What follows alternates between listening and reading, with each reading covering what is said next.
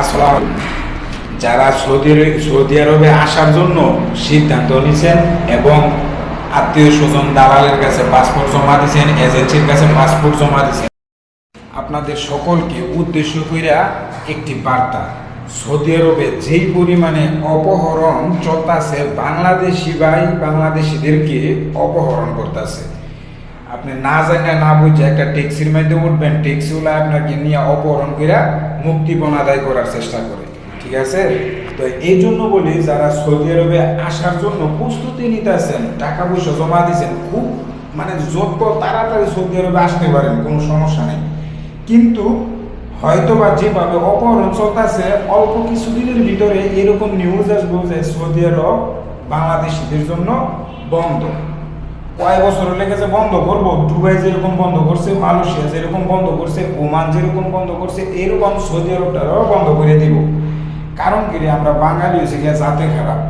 ঠিক আছে, কোনো একটা দেশের আপনার কি কমু, তারা দেশটা এই সৌদি আরবে অপহরণ শুরু করে দিচ্ছে। আপনি একবার চিন্তা করেন, এই দেশে আইনে তো কড়াকড়ি, সে জানেও না যে এমন একটা মামলা খায় যদি কারাগারে বন্দী হয়, সে যে কয়েক বছর যে জেল এনে খাটতে হইব। এমন আছে তার পরিবার তো ধ্বংস হইব, সে এন জীবন পার করতে হইব। তাও দেখেন ডরায় না বাংলাদেশিরা, বাঙালিরা বলে আইনের ডরায় না। ঠিক আছে, তারা আইন তৈরি করে। তো আমি বলতে চাইতেছি, যারা নতুন আসবেন তাদেরকে উদ্দেশ্য করে আমার এটাই মেসেজ থাকবে, যাদের কাছে পাসপোর্ট দিচ্ছেন, টাকা পয়সা দিচ্ছেন, ভিসা প্রসেসিং হইতেছে, খুব তাড়াতাড়ি, যত তাড়াতাড়ি পারেন সৌদি আরবে চলে আসা করেন। ঠিক আছে, যদি না আসে তাহলে কিন্তু অল্প কিছুদিনের ভিতরে যেভাবে অপহরণের নিউজ আইতেছে মিডিয়াতে, ইনশাল্লাহ অল্প কিছুদিনের ভিতরে সৌদি আরবটা বন্ধ করে দিব। এটা আমার কথাটাকে ফালায় দেওয়ার চিন্তা ভাবনা করেন না। অনেক দালাল ভাইয়ের কাছে যাইব, অনেক নতুন যারা সিদ্ধান্ত নিয়েছেন তাদের কাছে আমার ভিডিওটা যাইব।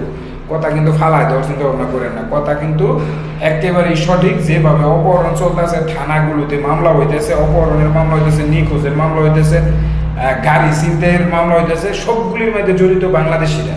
এই জন্য বলি, বাংলাদেশিদের জন্য যে কোনো মুহূর্তে নিষেধাজ্ঞা জারি করতে পারে সৌদি সরকার। আপনারা যারা যারা টাকা পয়সা জমা দিয়েছেন, বাড়িতে রেন্ট সুদে মুদে ব্যাংকে লোন উঠে পরে কিন্তু বিদেশ আসার চিন্তা ভাবনা করেন। এই জন্য বলতেছি, খুব তাড়াতাড়ি প্রবেশ করেন সৌদি আরবে, না হলে যে কোনো মুহূর্তে বাংলাদেশিদের জন্য নিষেধাজ্ঞা দিয়ে দেব। ভালো থাকেন, সুস্থ থাকেন। ভিডিওটা ভালো লাগলে অবশ্যই শেয়ার করে দিবেন, যেন অন্য মানুষগুলো সতর্ক হতে পারে।